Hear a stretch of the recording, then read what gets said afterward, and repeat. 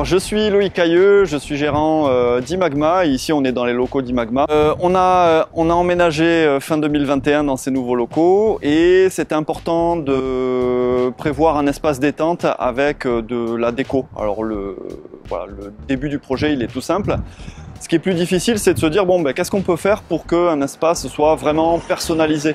Et il y a une idée comme ça qui a germé dans l'équipe, c'était de dire, on est passionné de jeux vidéo, pour beaucoup d'entre nous. Ça fait partie de nos valeurs, on est geek, voilà, on assume le fait d'être geek.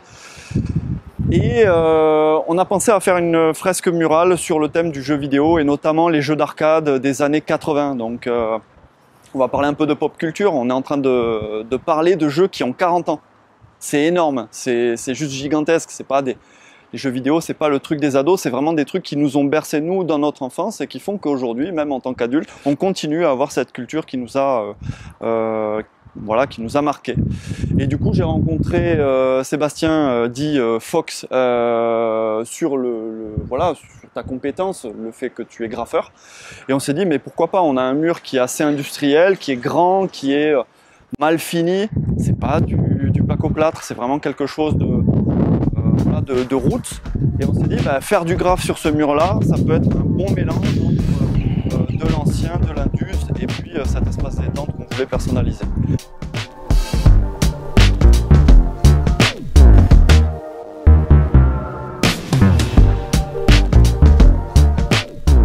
Du coup, on a commencé à chercher des personnages, des assemblages, des choses qui fassent que on sentirait ce qu'étaient les jeux vidéo de cette époque-là.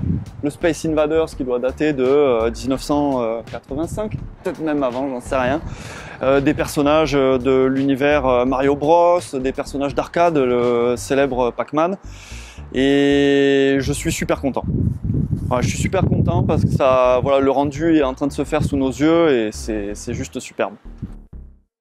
Je développe le graffiti pour les particuliers, les entreprises, donc je peins aussi bien en extérieur qu'en intérieur. Je fais du graffiti depuis 98.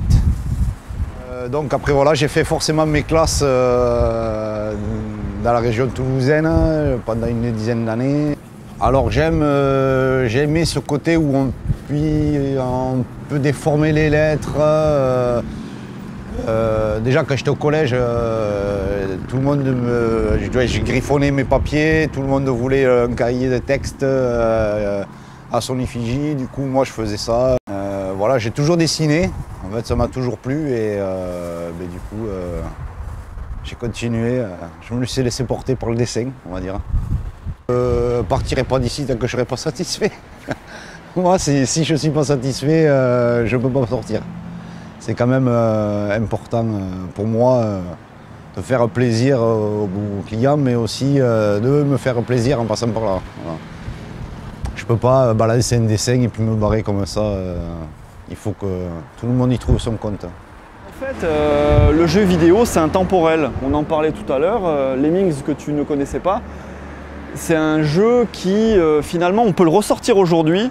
On n'a pas besoin de graphismes qui sont tonitruants. On va s'amuser. Il y a un concept, il y a ce qu'on appelle le gameplay.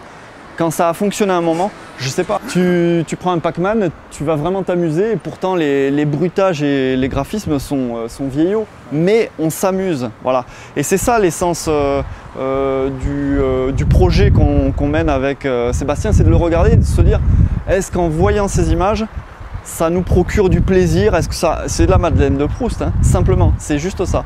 Et là, le fait de l'immortaliser sur un mur qui tiendra pendant des siècles et des siècles, avec une peinture à la bombe qui fait que ce sera le dernier élément à se détériorer, waouh, je suis fan.